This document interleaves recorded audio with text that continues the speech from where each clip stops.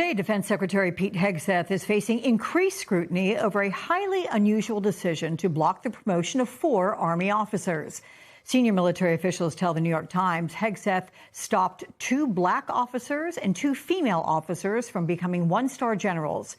In a statement to the Times, the Pentagon did not directly address Hegseth's decision, but said, quote, military promotions are given to those who have earned them. Joining me now is Greg Jaffe, one of the reporters behind that piece. Welcome to you, Greg. What more can you tell us about Hegseth's decision and the officers who were targeted? So the main thing is that this is just really highly unusual, that the Army and Secretary Hegseth have been sort of bickering over this or arguing over this. Bickering's not the right word, for months now. It's not clear that Secretary Hegseth has the legal authority to pull these names off the list. Those are the main things, I think.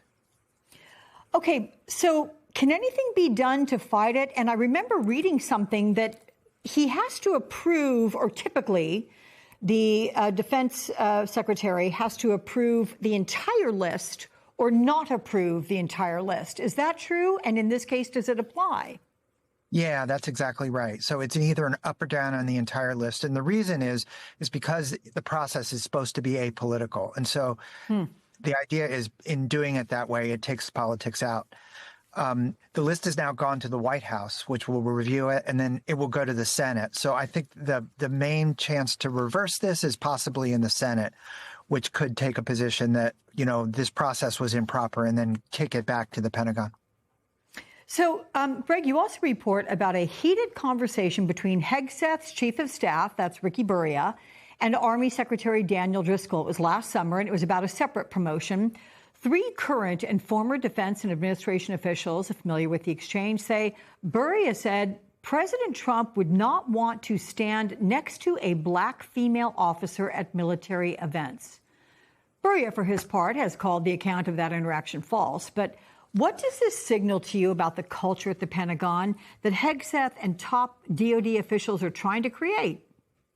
Yeah, I think that's exactly the right word, culture, or sort of command climate. I think there's a lot of confusion and uncertainty about that has grown out of sort of Hegseth's DEI, anti-DEI push. And his writings, both before he became secretary and his speeches since, that people were improperly promoted because of race or gender. And so kind of nobody knows where the line is, or nobody completely seems to understand what the standard is. And, you know, it's worth noting the language in his book on this topic was exceptionally harsh. He called, you know, many of the generals promoted under Secretary Lloyd Austin and President Biden, he described them as, you know, cowards hiding under their stars and whores to wokesters. So, you know, we put that language out there. I think it has a real chilling effect on people. Oh, yeah. Well, on top of that, Hegseth has repeatedly said he wants to cut out woke from the military and make it all merit-based.